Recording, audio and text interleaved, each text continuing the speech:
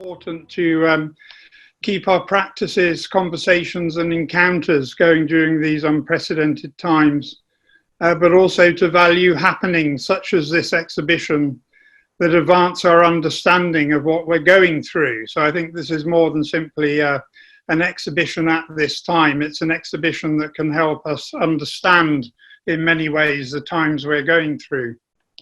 So I learned a great deal from looking at this show. It'll be hard to forget the haiku by Kobayashi Issa, with which Chandan Gomez prefaces his contribution. In this world, we walk on the roof of hell, gazing at flowers. Gomez's own submission captures perfectly this sense of a fragile before, waiting to be crushed by events. The anxiously glancing eyes he captures, not knowing what is about to happen.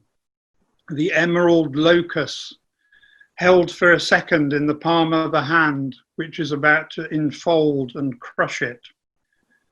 Taha Ahmed's haunting images of the presence of jinns in Firoz Shah Kotla, by contrast, points to what might be all around us and which cannot be seen.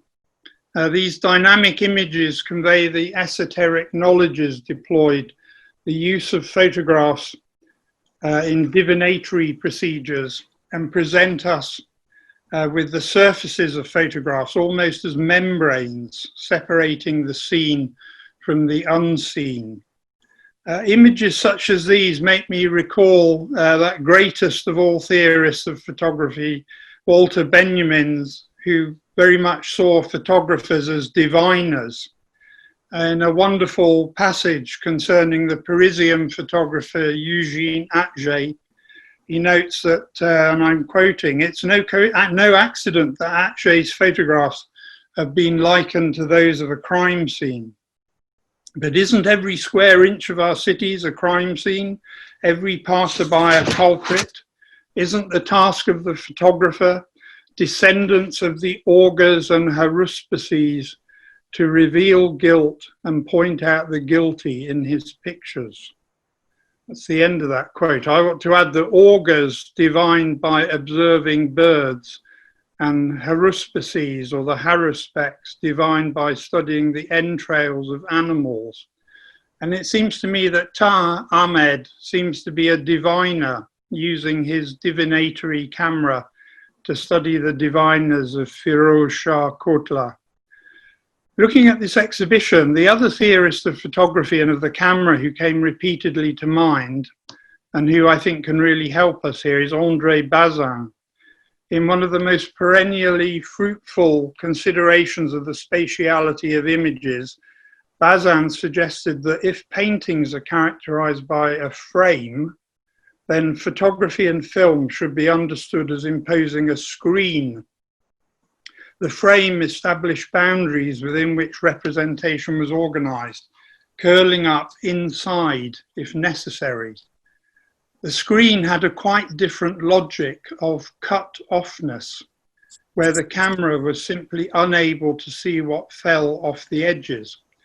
Now, in case this seems like too much European photo theory, I should declare that I first encountered the importance of Bazin's work in a piece, an amazing piece by Ashish Rajajaksha on Falke. And in many respects, I feel that all my thinking about photography and visual culture since has been a footnote to the tremendous insights in Ashish Rajajaksha's work.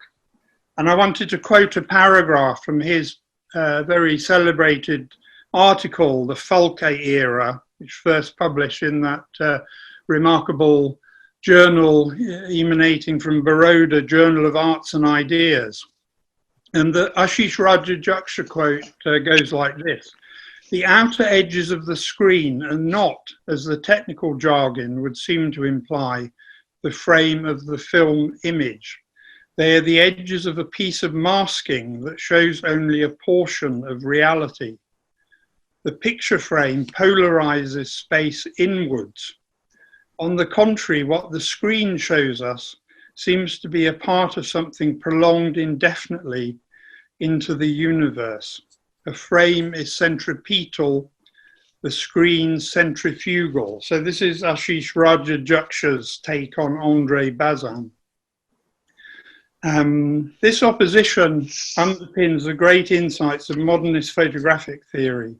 Embodied most powerfully in Walter Benjamin, it links the screen to radically new and subversive ways of seeing, distilled in the wonderful concept of the optical unconscious, which photography's exorbitant flow of information opened up.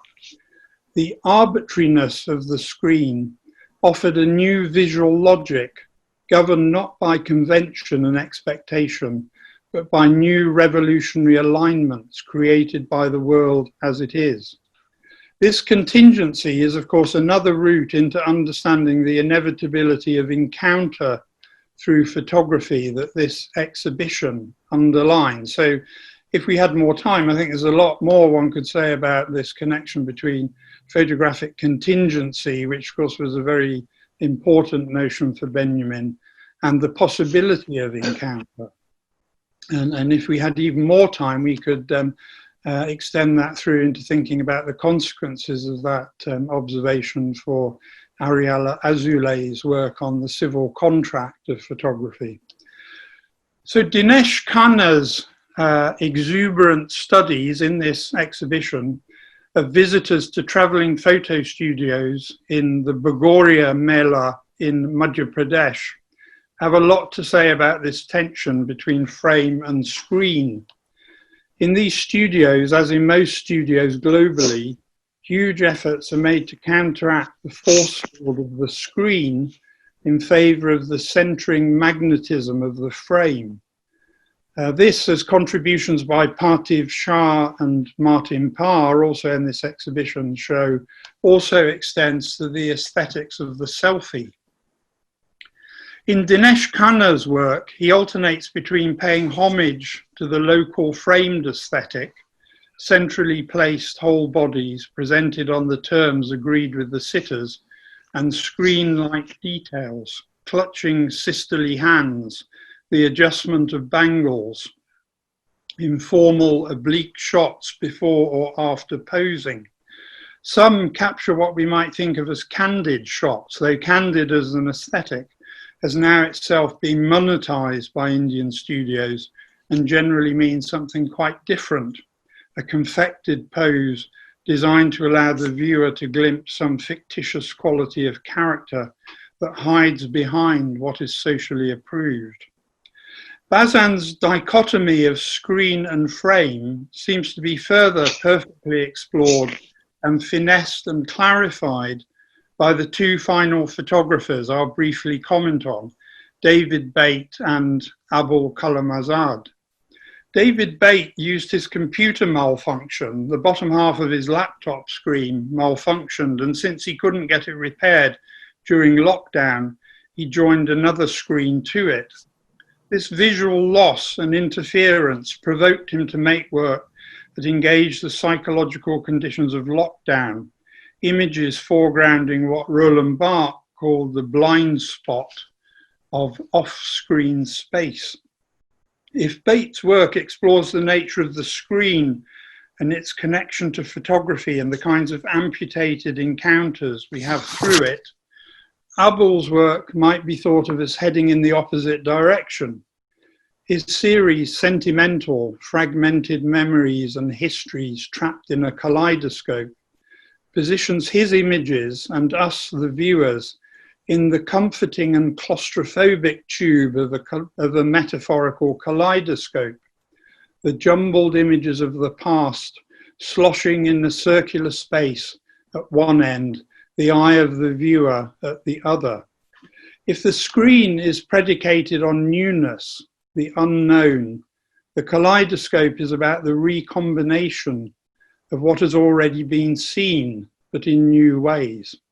As was once claimed, there is nothing new except what has been forgotten. The anthropologist Claude Lévi-Strauss made a famous distinction between engineers and bricoleurs. These were two different ways of world making. The engineer had a plan and built from scratch.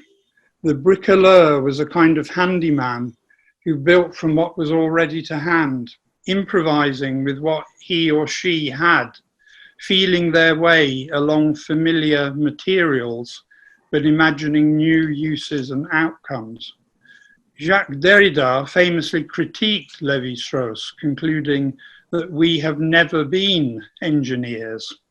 So his argument was that the engineer was a modernist fantasy, and that, as in the kaleidoscope, newness is simply a novel combination of the old.